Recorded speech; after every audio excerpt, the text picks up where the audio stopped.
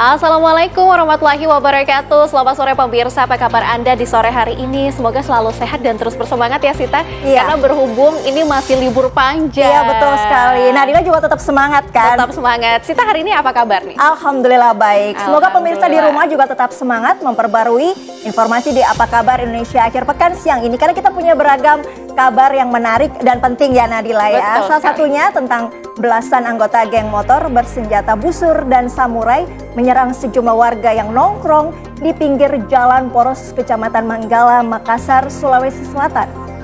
Ya pemirsa, warga yang kaget langsung berhamburan menyelamatkan diri. Barang-barang warga yang tertinggal seperti ponsel, helm, dan juga tas dibawa kabur para pelaku.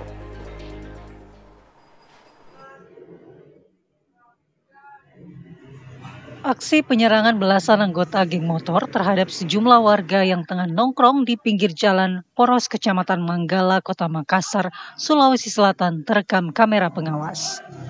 Dalam rekaman CCTV ini nampak beberapa orang yang tengah asik nongkrong tiba-tiba didatangi belasan anggota geng motor dengan membentangkan busur panah dan samurai. Warga yang panik langsung berhamburan menyelamatkan diri. Sejumlah barang berharga milik warga yang tertinggal seperti ponsel, helm, dan tas dibawa kabur para pelaku.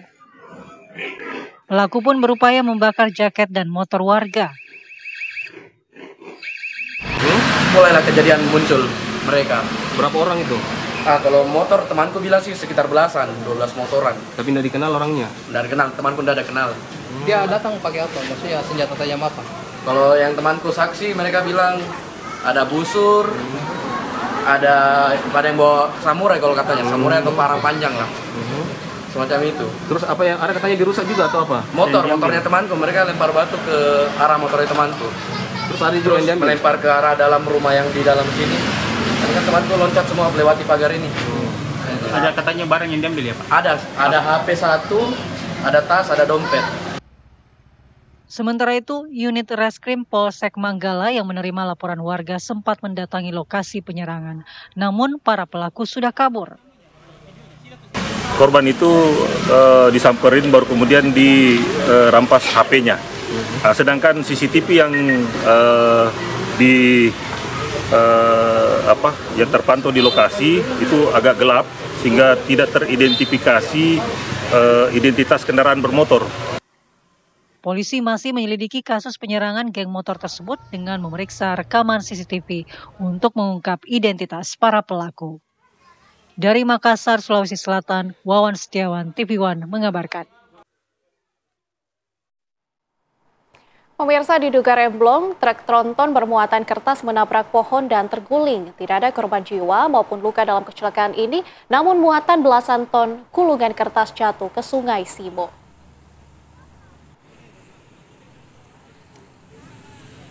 Truk tronton bermuatan belasan ton gulungan kertas mengalami kecelakaan tunggal di Jalan Pantura, Pati Rembang pada Sabtu sore.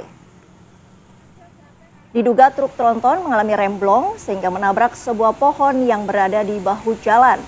Terguling dan mengakibatkan muatan truk tronton berupa gulungan kertas terjebur ke aliran Sungai Simo yang berada di pinggir Jalan Pantura. Tidak ada korban jiwa maupun luka dalam kejadian ini. Kasus kecelakaan tunggal ini kini masih dalam penanganan unit Laka Satlantas Polresta Pati.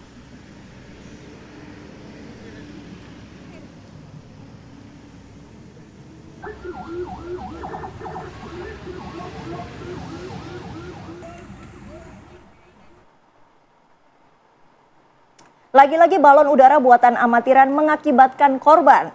Kali ini di tengah momen Lebaran Idul Adha di Ponorogo, Jawa Timur. Ya pemirsa, sebuah balon udara yang dilengkapi petasan jatuh di pekarangan warga dan satu lagi yang juga dilengkapi petasan meledak hingga mengakibatkan seorang warga nyaris buta.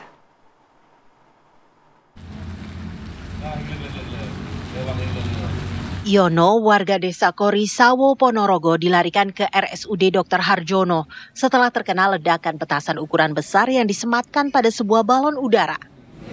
Karena petasan besar menimbulkan efek ledakan yang juga besar, Yono pun seketika kehilangan pandangan. Namun setelah mendapatkan perawatan medis, pria 45 tahun itu mulai mendapatkan kembali pandangannya meski masih kabur. Bukan hanya di mata, Yono juga mengalami luka bakar di dada dan kakinya. Menurut tetangganya, Yono saat itu melihat sejumlah anak kecil mengejar balon yang memiliki ketinggian 25 meter dan berdiameter 20 meter. Saat itu, anak-anak hendak berebutan meraih balon yang sudah hampir jatuh tersebut.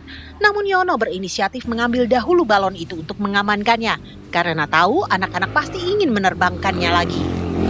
Sayangnya Yono tak menyadari sebagian dari puluhan petasan yang terpasang di balon belum meledak.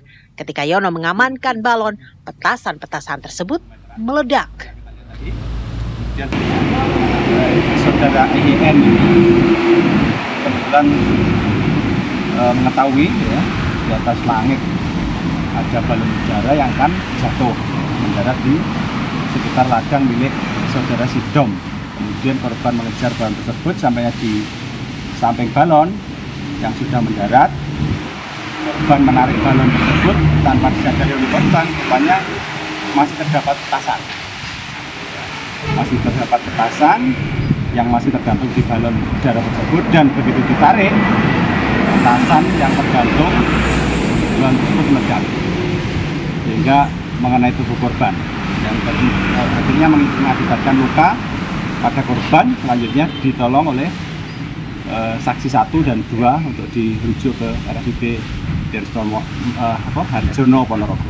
Dan itu seandainya tidak diambil korban, itu banyak korban lain atau seperti apa? Ya, itu dikhawatirkan. Jadi korban ini memang sengaja mengevakuasi balon udara ini dengan maksud agar tidak menjadi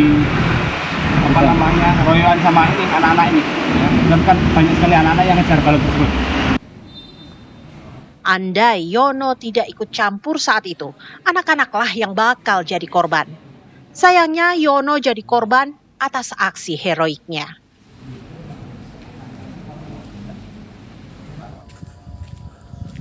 Masih di Ponorogo dan di hari yang sama, sebuah balon udara yang juga dipasangi sejumlah petasan besar jatuh di pekarangan warga Kelurahan Tonatan. Warga buru-buru memadamkan api yang sedang membakar sumbu petasan. Beruntung warga bisa memadamkannya tepat waktu sebelum petasan itu mengakibatkan bencana.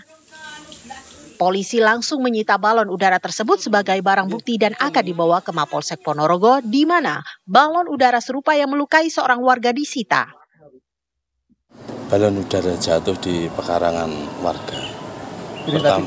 Pertama yang menemukan yaitu Pak sesuai KTP Pak Zaini sekitar jam 6 tadi pagi.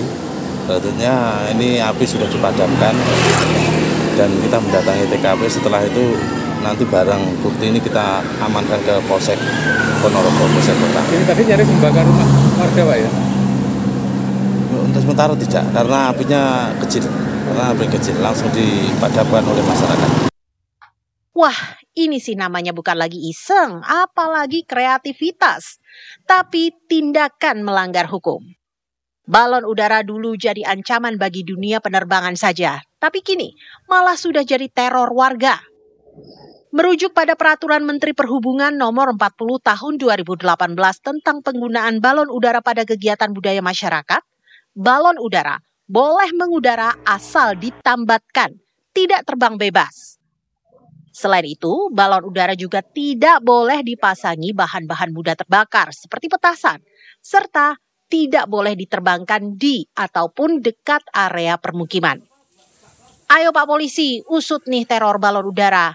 Tangkap pelakunya dan beri edukasi pada masyarakat agar kejadian seperti ini tidak berulang. Dari Ponorogo, Jawa Timur, Ari Sutikno, TV One mengabarkan.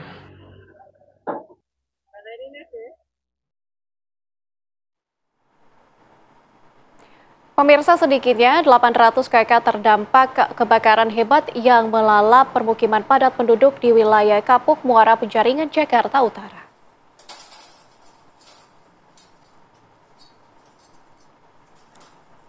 Sebanyak 1.900 warga yang terdiri dari anak-anak dan lansia kini terpaksa mengungsi.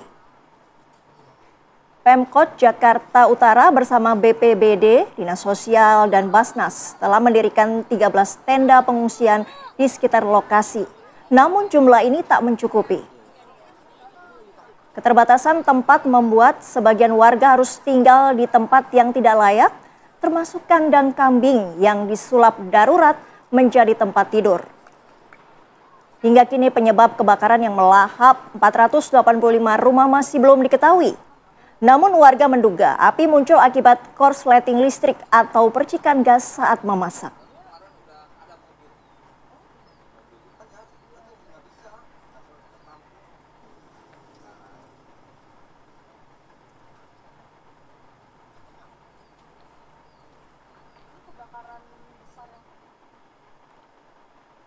Gubernur Jakarta Pramono Anung mendatangi lokasi pengungsian korban kebakaran Kapuk Muara.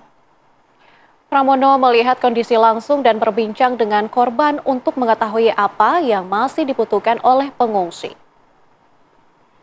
Saat ini kebutuhan untuk para korban telah didistribusikan.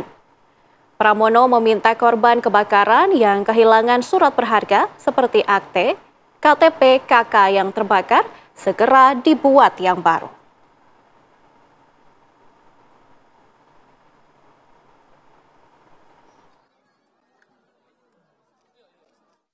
Seluruh dinas yang ada di Balai Kota all out turun tangan, mulai dari Dinas Kesehatan, Sosial, Damkar, Satpol PP, Pendidikan, apalagi Kesehatan, Dukcapil, dan bagi keluarga atau korban yang ijazahnya, KTP-nya, ataupun apa yang terbakar, saya minta untuk segera dibuatkan, diselesaikan.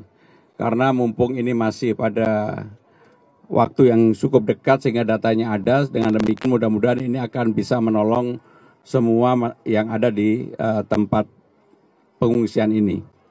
Sementara tadi setelah saya keliling memang ada keluhan kecil-kecil. Kalau untuk urusan makanan, minuman, kesehatan nggak ada masalah. Hanya memang karena panas mereka meminta misalnya kipas angin. Kemudian juga ada permintaan tentang susu formula. Itu saja yang pada susu formula sudah ada dan PMI juga sudah menyiapkan, sehingga dengan demikian mudah-mudahan apa yang menjadi permintaan masyarakat yang terdampak bisa dipenuhi oleh pemerintah DKI Jakarta. Pemirsa, untuk mengetahui kondisi terkini korban kebakaran di Kampung Rawa Indah, Kampung Muara Penjaringan, Jakarta Utara, kami sudah terhubung bersama dengan rekan kami Hafsah Syafira di lokasi. Hafsah Syafira, apa perkembangan terbaru yang bisa Anda kabarkan kepada kami? Silakan. Ya, selamat siang Sita, Nadila, dan juga pemirsa. Saat ini saya mengabarkan langsung dari tempat pengungsian korban kebakaran Kapuk Muara, Kecamatan Penjaringan, Jakarta Utara. Dan situasi terkini dapat kami sampaikan bahwa saat ini sudah ada 16 tenda pengungsian yang disediakan oleh Pemprov, yang mana sebelumnya ini hanya 9, kemudian bertambah 13, dan sampai saat ini sudah bertambah menjadi 16 tenda, mengingat bahwa memang korban dari kebakaran ini sangat masif, begitu sekitar 3.000 warga menjadi korban terdampak kebakaran Kapuk Muara. Adapun pemirsa bahwa setiap satu tenda pengungsian ini dapat menampung setidaknya 54 KK atau dapat menampung sebanyak 165 orang.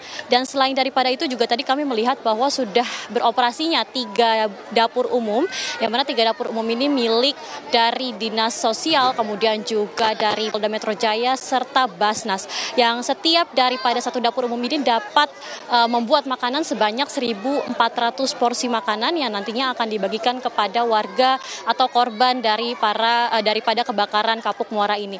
Adapun pemirsa bahwa memang adanya pasokan makanan dari dapur umum ini juga dirasa kurang cukup, karena mengingat banyak warga yang masih belum makan dari kemarin, bahkan dari 2 hari kemarin. Tadi juga kami melihat bahwa ketersediaan daripada kamar mandi portable juga sudah disediakan, sebanyak 8 buah kamar mandi portable disediakan dengan pasokan air yang cukup. Kemudian juga tadi kami melihat bahwa banyak juga relawan yang sudah memberikan bantuan-bantuan kepada posko utama, begitu, yang mana bantuan tersebut kemudian langsung disalurkan kepada warga-warga atau korban-korban yang terdampak kebakaran. Namun memang sampai saat ini terlihat bahwa masih ada beberapa barang yang menjadi catatan atau kebutuhan desakan seperti itu. Salah satunya yakni seperti selimut, kemudian juga pakaian, popok bayi, serta mukena atau alat ibadah itu menjadi catatan atau barang yang masih sangat dibutuhkan sampai saat ini. Adapun juga tadi sekitar pukul 10 pagi tadi, Pramono juga sempat mengunjungi pengungsian dan memberikan bantuan serta menghimbau para korban kebakaran ini untuk segera membuat surat-surat terbaru terkait surat yang hilang terbakar seperti akta kelahiran, kemudian ijazah dan surat penting lainnya. Demikian, kembali ke studio.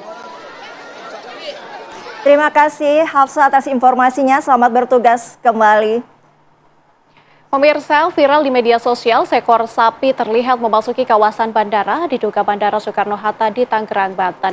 Kami akan hadirkan informasi selengkapnya sesaat lagi, tetaplah bersama kami.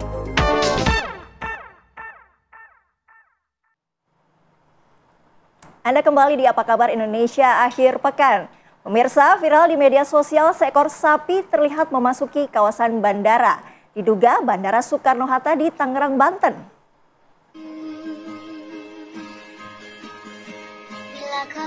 Dalam video viral terlihat tampak seekor sapi terlihat berjalan santai di kawasan bandara yang diduga pemirsa di Bandara Soekarno-Hatta, Tangerang, Banten.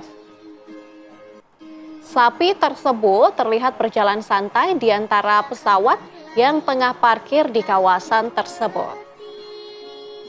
Jika kita lihat ya di layar kaca ini sapi sebenarnya mau kemana ya Sita ya? Dia kebingungan sendiri. Mau ikut naik pesawat mungkin. Aduh, ada-ada aja.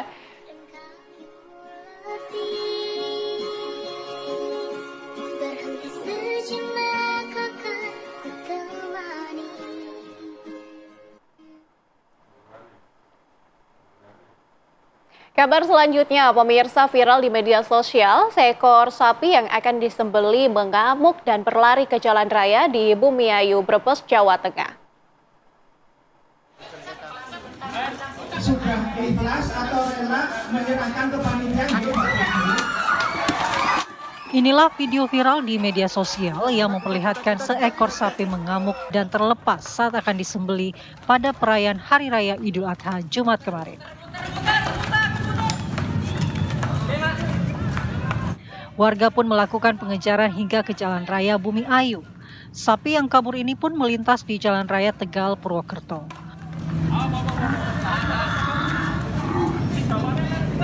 Warga was-was khawatir bila diserang sapi tersebut.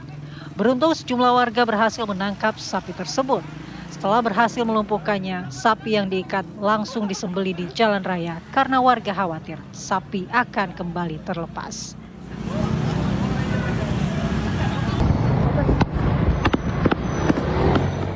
Sementara video viral lainnya juga memperlihatkan seekor sapi yang diturunkan dari mobil bak terbuka terlepas dan berlarian menuju Jalan Pantura, Kota Tegal.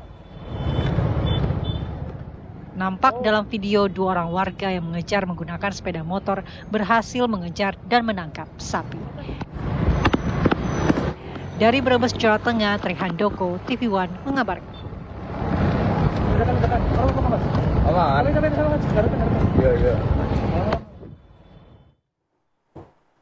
Kita beralih ke kabar lain, pemirsa. Dua perempuan yang sedang membeli makanan di Jalan RTM Kelapa II jadi korban begal pada Senin lalu.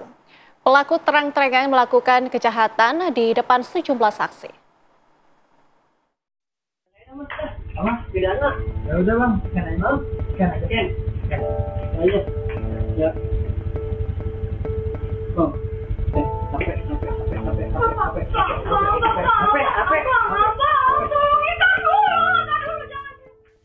Senin dini hari lalu, dua perempuan muda yang sedang membeli ayam goreng cepat saji tiba-tiba dibegal seorang pria. Pelaku yang langsung mengalungkan celuritnya ke leher korban membuat korban dan temannya panik. Penjaga gerai pun tertegun beberapa saat sebelum memutuskan untuk beraksi. Tapi pelaku keburu kabur dengan temannya yang menunggu di depan gerai dengan sepeda motor. Menurut penjaga gerai, pelaku sudah mengincar kedua korban dan pelaku berpura-pura membeli ayam goreng sebelum membegal korban.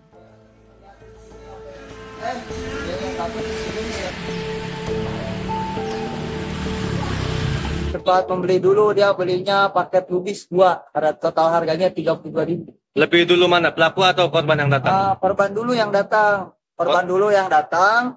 Terus langsung si pelaku datang. Dia juga sempat beli dulu. Enggak. Artinya memantau situasi mungkin ya? Ya, pas dia nanyain ATM di mana, dan saya tunjukin di sana. Nah, sudah beres dari ATM, dia bayar. Kata dia, Bang, pakai dana aja deh. Uang saya kurang. Nah, pas si korban dia mau bayar pakai QR langsung. Apa yang dikatakan oleh pelaku kepada korban? HP mana HP? Minta HP. Ya minta HP, cuman di saat itu alhamdulillahnya HP-nya nggak dapat karena saya sama teman saya lari mau ngambil itu yang mengambil yang di dalam ya seperti mau ngambil minyak panas tuh. Mau disiram gitu ya? Si itu panik ya Bang, si pelakunya panik. Dia langsung lari cabut. Saya mau kejar ya si korban nangisnya nggak karuan.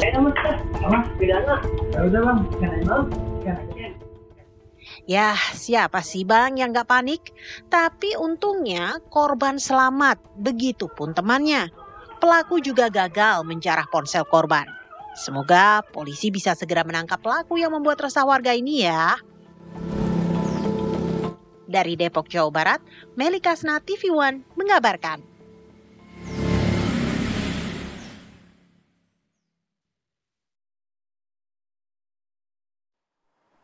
Dan pemirsa, untuk mengetahui kasus ini lebih jelas, kita sudah terhubung dengan Kasih Humas Polres Metro Depok, AKP Made Budi. Selamat sore, Pak Made.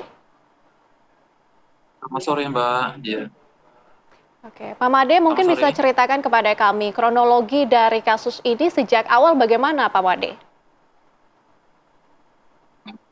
Ya memang pada awalnya sekitar pukul 4 pagi ya, pada hari Senin itu tanggal 2 Juni 2025, korban datang ke salah satu gerai makanan di daerah RTM Kelapa II.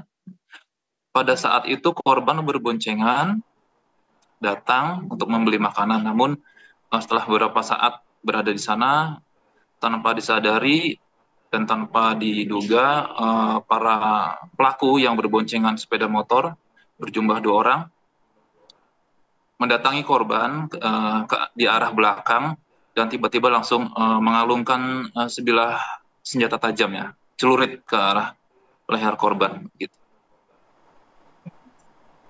Korban sendiri mengalami luka atau trauma, Pak Made?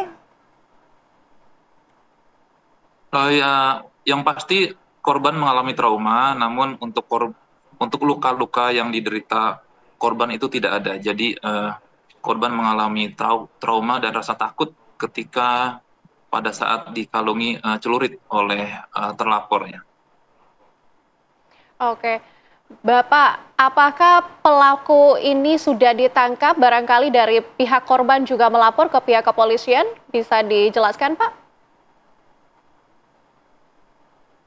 Ya, kami sudah melakukan cek TKP pada saat kejadian tersebut. Dan kemudian pihak korban sudah membuat dan mendatangi Polsek Cimanggis, Polres Metro Depok untuk membuat laporan. Dan segera mungkin kami lakukan tindakan kepolisian, cek TKP, dan saat ini kami masih melakukan penyelidikan ataupun pengejaran terhadap pelaku.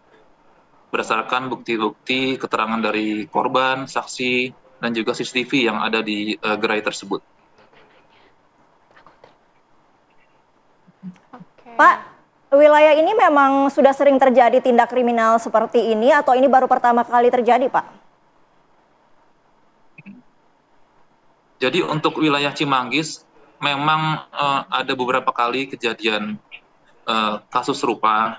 Kemudian namun di daerah RTM itu baru sekali.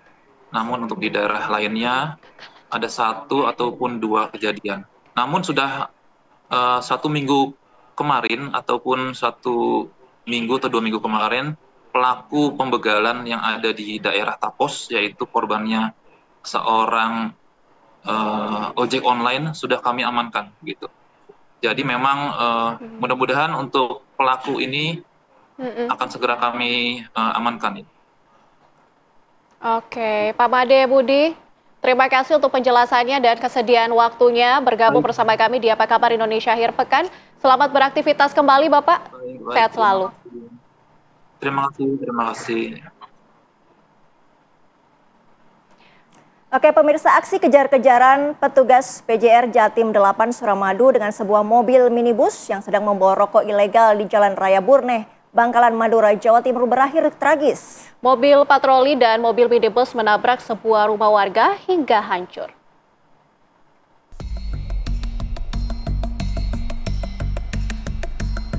Dua unit mobil patroli melakukan pengejaran terhadap mobil minibus yang sedang membawa rokok ilegal hingga menabrak sebuah rumah warga di Jalan Burneh, Bangkalan Madura, Jawa Timur pada Sabtu dini hari. Dari 3 kendaraan tersebut, 2 diantaranya adalah mobil milik patroli Jalan Raya PJR Jatim 8 Suramadu. Kondisi pagar tembok dan beranda rumah salah seorang warga di Desa Burneh hancur berantakan usai dihantam 3 kendaraan roda 4 sekaligus Sabtu pagi menjelang subuh. Karena curiga dengan kendaraan tersebut, maka dari itu petugas melaksanakan pengejaran untuk jawabannya bisa diberhentikan dan diperiksa. Beruntung dalam kejadian ini tidak ada korban jiwa. Semua korban hanya terdapat luka ringan. Sementara mobil minibus diserahkan kepada Satreskrim Polres Bangkalan, sedang 2 unit mobil PJR dibawa ke kantor unit PJR. Dari Bangkalan Madura, Jawa Timur, Abdur Rahim, TV One mengabarkan.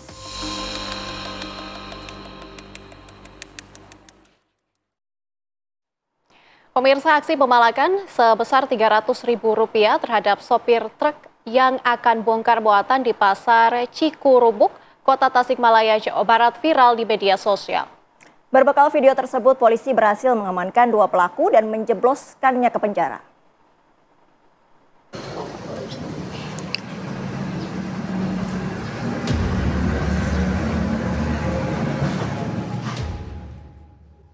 Aksi pemalakan terhadap sopir truk di sekitar Pasar Cikurubuk, Kota Tasikmalaya, Jawa Barat viral di media sosial. Tadi 25 bayar meren. Dalam video terlihat 2 pria meminta uang dan menulis kwitansi kepada sopir yang sedang menunggu proses bongkar muat. Para pelaku meminta uang sebesar Rp300.000 per mobil.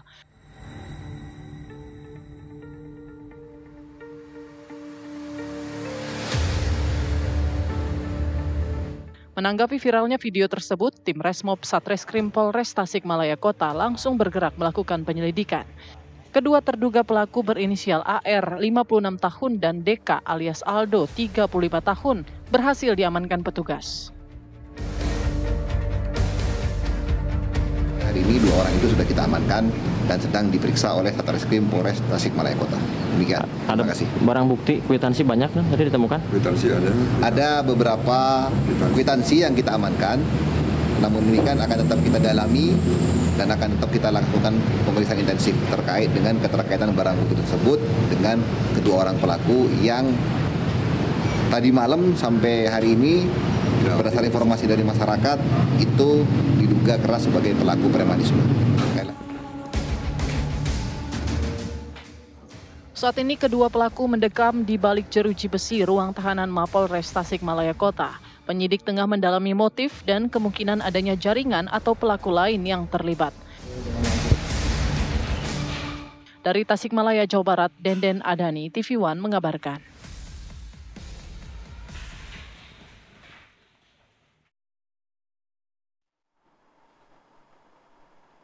Kita beralih ke kabar lain. Nadila, biasanya kalau nenek-nenek manggung dadakan iya, itu nyanyi lagu cinta atau lagu dangdut. Lagu dangdut, tapi biasanya ini kayak beda. gitu. Oke. Ini beda. Ini nyanyi lagu rock. Waduh. Dan viral di media sosial. Seperti apa Penasaran penampilannya? banget. Kita simak bersama.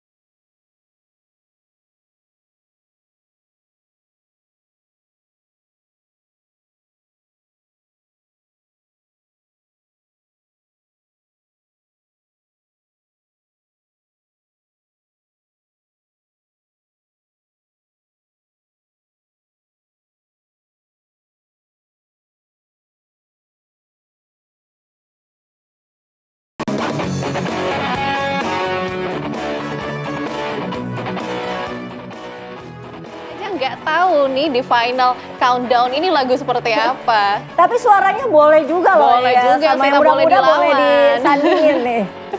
Waduh, keren.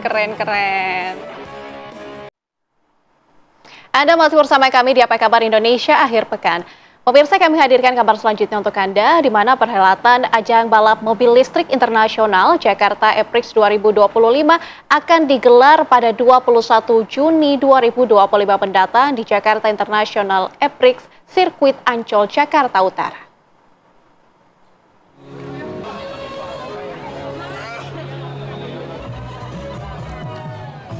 Gubernur Jakarta Pramono Anung menyambangi replika mobil Formula E Gen 3 Evo yang dipamerkan di Car Free Day Bundaran HI Jakarta Pusat Minggu pagi. Kehadiran replika mobil Gen 3 Evo ini menjadi bagian dari strategi untuk mendekatkan Jakarta E-Prix ke masyarakat. Mobil listrik Formula E terbaru ini bukan sembarang mobil.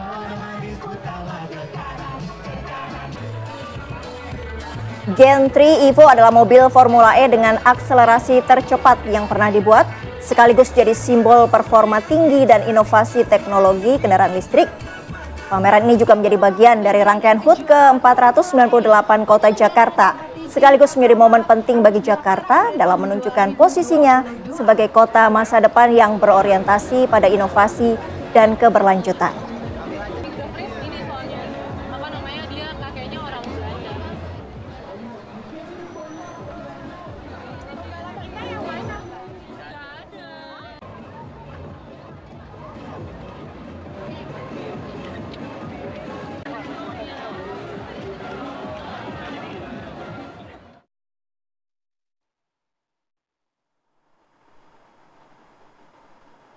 Pemirsa, kami ajak Anda ke Bundaran HI Jakarta untuk melihat seperti apa penampakan replika mobil Formula E. Sudah ada rekan Crescentia Kinanti. Kinanti, silakan.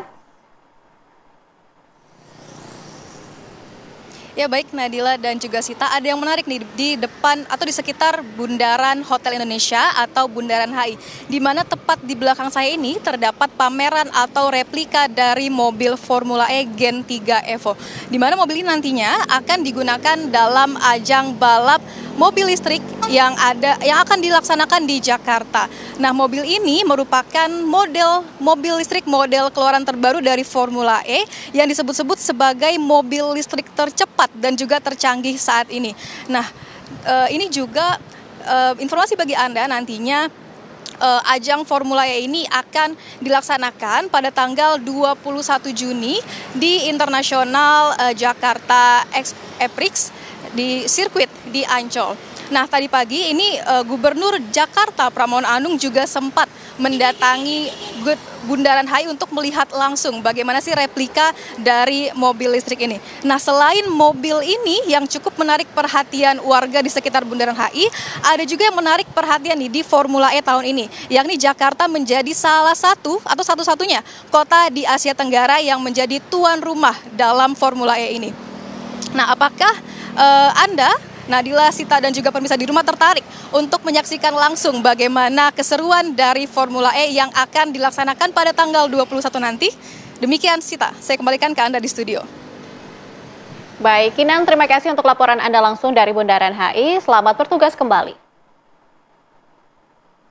Kita beralih ke kabar lain, pemirsa. Menteri Energi dan Sumber Daya Mineral ESDM beserta tim melakukan tinjauan udara di sekitar Pulau Gak. Kegiatan ini untuk memastikan kondisi aktivitas tambang nikel di Pulau Gak. Berikut pemirsa, kami hadirkan pantauan udara reporter TV One Brilian Syaheran langsung dari Kepulauan Raja Ampat, Papua Barat Daya. Pemirsa, saat ini saya sudah bersama dengan rombongan dari tim ESDM dan juga beberapa instansi seperti dari Antam, kemudian dari PT GAK juga. Yang kemudian sekarang ini kita akan melakukan tinjauan secara langsung ke Pulau Gak dan juga gugusan-gugusan pulau-pulau yang memang menjadi tempat pertambangan di Kabupaten Raja Ampat. Dan saat ini Menteri ESDM Bahlil Lahadalia sudah memasuki dari tempat duduk. Kemudian sekarang saya masuk juga untuk melihat bagaimana proses peninjauan ini dari atas begitu. Dan nanti kurang lebih perjalanan itu akan sekitar 45 menit dan kita lihat lagi bagaimana observasi dari atas karena ini cukup intens karena ini memang sudah ditunggu-tunggu dan melihat juga belakangan ini sempat terjadi beberapa informasi yang viral juga dan mari kita lihat bagaimana fakta lapangan yang begitu.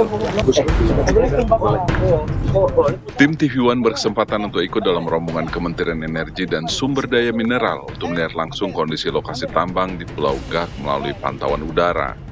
Selain Menteri SDM Bahlil Lahadalia, tinjauan udara juga diikuti oleh Direktur Jenderal Mineral dan Batubara Tri Winarno serta pihak perusahaan terkait. Melalui pantauan udara, terlihat beberapa pulau yang belakangan ini disebut-sebut terancam rusak akibat adanya kegiatan pertambangan. Terlihat juga luas lahan Pulau Gak yang tak terlalu besar, dibuka untuk pertambangan yang dilakukan oleh PT Gak Nikel.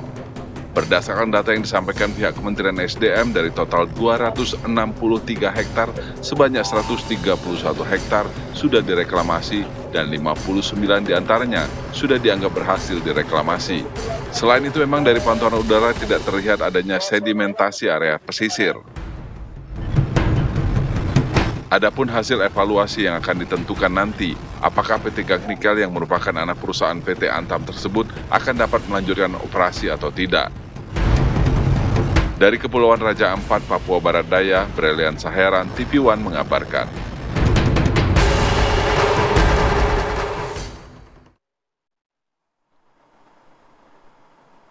Pemirsa, Gubernur Papua Barat Daya, Elisa Kambu, menanggapi soal isu kerusakan pulau di kawasan Raja Ampat. Ia membantah Pulau Gak di kawasan Raja Ampat rusak akibat tambang nikel. Jadi teman-teman, dari tadi kita sampai di Pulau Gak. Di video yang lalu itu kan laut itu ada coklat ya. Tapi tadi kita di sana biru. Terus informasi Penemo itu juga jauh dari Gak. Dan di Gak itu tambang di sana cukup bagus kerjanya, yang sudah eksplorasi, sudah direbuisasi sampai reklamasi juga. Kewajiban itu sudah dipenuhi. Dan sampai di pelabuhan penguatan itu juga, itu akhirnya biru semua.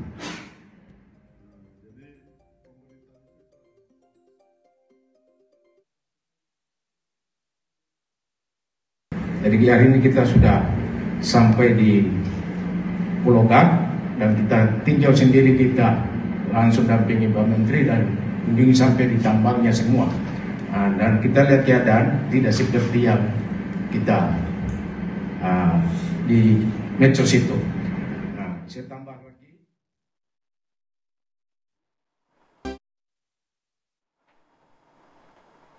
Kembali bersama Sita dan Nadila di Apa Kabar Indonesia akhir pekan. Pemirsa, hari ini sebagian jamaah haji menyelesaikan tahapan lempar jumroh atau mengambil nafar awal. Sejak pagi, Jamarot sudah dipadati jemaah yang melakukan lempar jumroh ula, wusta, dan akobah. Jemaah memilih melakukan lempar jumroh pada pagi hari karena cuaca yang bersahabat, serta ingin menyelesaikan tahapan lempar jumroh atau nafar awal. Bagi jemaah yang memilih nafar awal akan mengakhiri fase menginap di Mina pada hari ini dan kembali ke hotelnya masing-masing di Mekah. Jemaah yang mengambil nafar awal harus keluar dari Mina pada 12 Zulhijjah sebelum matahari terbenam. Sedangkan jemaah yang mengambil nafar sani akan keluar dari Mina pada 13 Zulhijjah.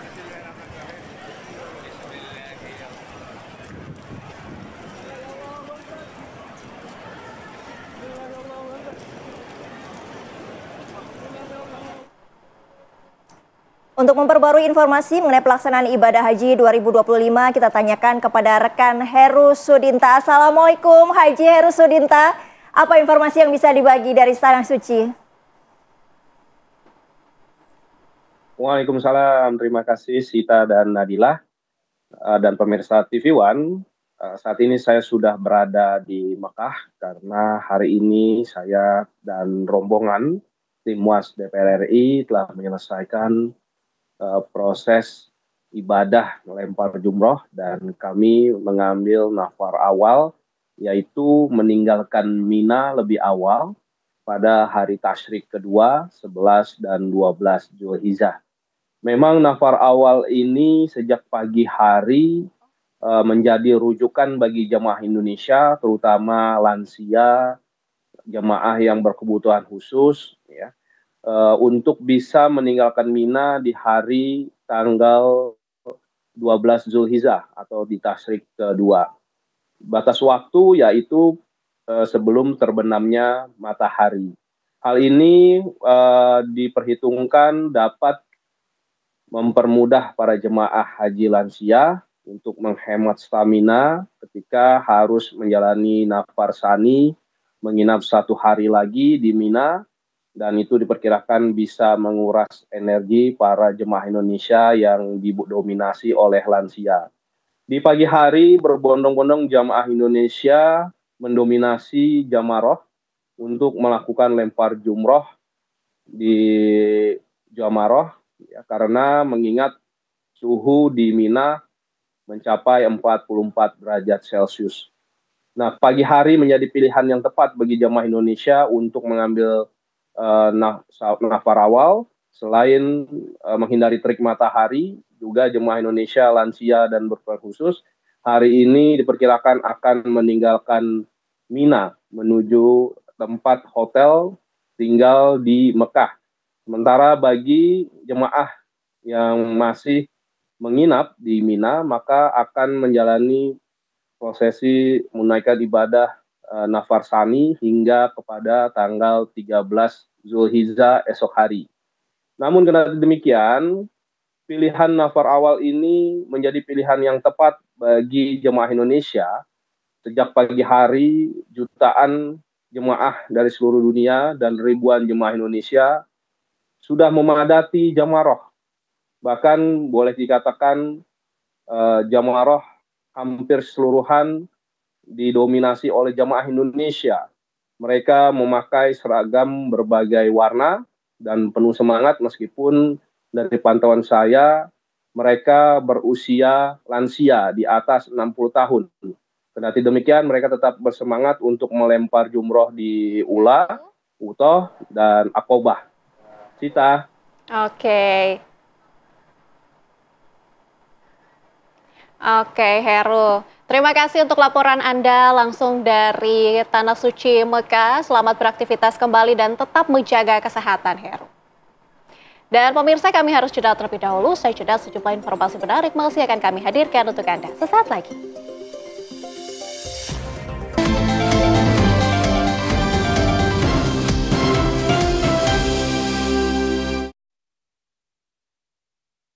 Beli bakso yuk? Kita bikin aja. Baru Royco Sapi Formula terbaik. Dengan iga dan sumsum sapi dipadu 5 rempah pilihan. Kuah makin wah, gurih mantap. Enak. Tambah lagi deh. Baru Royco dengan iga dan sumsum sapi. Produktif di pagi hari, hasilnya pasti lebih berkualitas. Seperti lebah pagi madu TJ yang pintar mencari sumber madu terbaik, dipanen di kematangan yang tepat. Bantu jaga sehatmu. Madu TJ, kualitas terbaik dari alam. Kelebihan nggak baik, kekurangan juga nggak baik. Lebih baik cukup. Cukup sesendok sari kurma TJ. Cukup nutrisi, cukup zat besi, cukup energi. Sari kurma TJ untuk semua kebaikan kurma Arab. Enak, halal, yakin. Banyak masalah, pusing. Pakai cara mindfulness. Hisap mendalam 16 kali. Pikiran jadi tenang, bersih. Plosa, menenangkan pikiran dan tubuh. Plosa. Memang Hotin DCL beda dengan yang biasa. Karena rematik, keselio, dan nyeri sendi bukan sakit biasa. Pakai Hotin DCL. Bahan aktif DCL-nya meresap ke pusat sakit. Panasnya pas, redakan nyeri sendi dan keselio. Hotin DCL. Jalan yuk.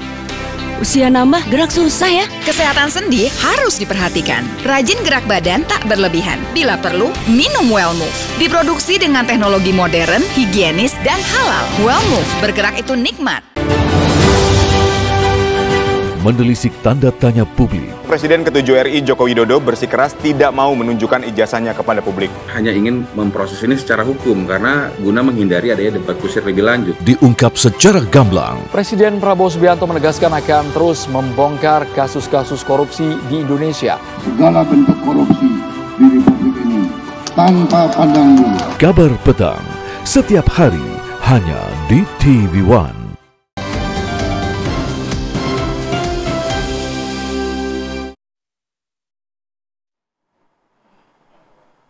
Terima kasih Anda masih menyaksikan Apa Kabar Indonesia Akhir Pekan. Pemirsa, dalam rangka Idul Adha 1446 Hijriah, Bakri Pesona Rasuna menyembelih 1 ekor sapi seberat 350 kg. Sapi yang disembelih oleh Bakri Pesona Rasuna adalah sapi jenis pegon asal Jawa Timur.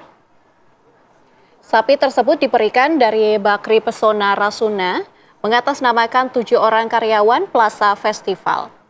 Daging korban yang disembelih tersebut dikhususkan untuk karyawan Plaza Festival dan Gor Sumantri saja.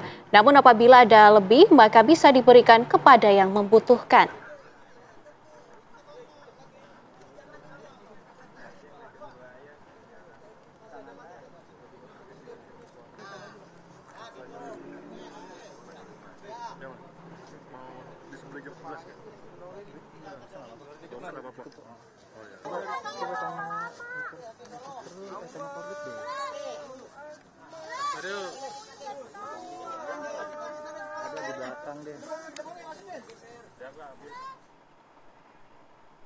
Tingkatkan ketahanan pangan dalam rangka swasembada pangan, aparat kepolisian di Sidoarjo, Jawa Timur gandeng kelangan akademisi perguruan tinggi mendirikan klinik tani sirkular milenial.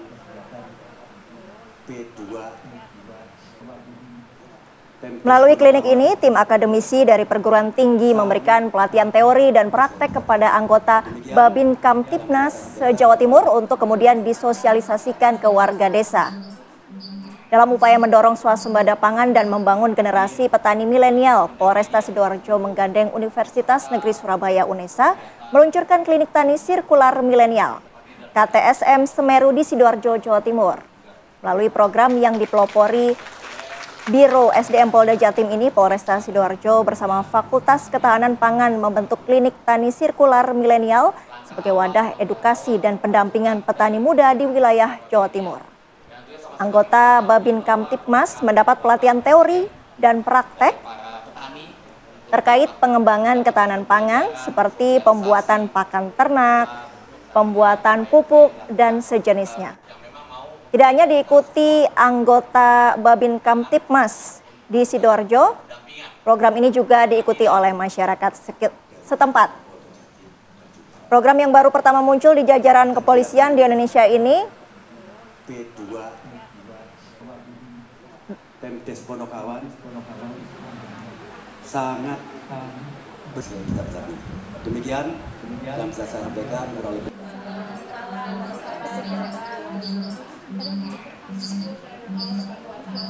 hadir dan teman-teman dari media dan seluruh peserta kegiatan Zoom ditepati dalam keadaan sehat walafiat tanpa suatu apapun juga.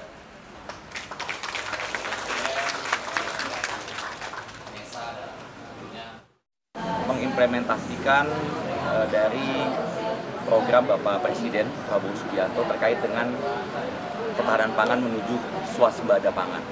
Upaya-upaya percepatan yang dilakukan oleh Biro SDM Polda Jatim, kemudian inovasi langkah-langkah membentuk KTSM Semeru ini yang merupakan wadah ataupun tempat yang nanti akan dijadikan sebagai sarana edukasi.